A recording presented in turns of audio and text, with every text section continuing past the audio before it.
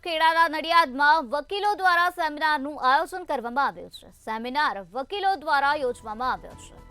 ખેડાના નડિયાદથી આ વિગતો સામે આવે છે, જ્યાં સેમિનારનું આયોજન કરવામાં આવ્યું. બાર એસોસિએશનના વકીલો દ્વારા સેમિનારનું આયોજન કરાયું.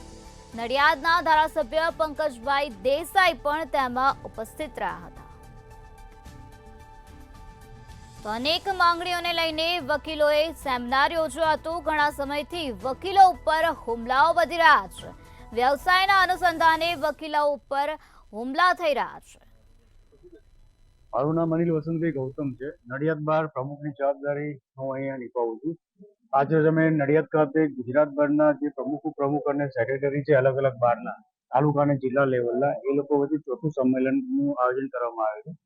આની પહેલા રાજપીપળા, અંબાજી અને ગીર સોમનાથ ખાતે સંમેલન થયેલું.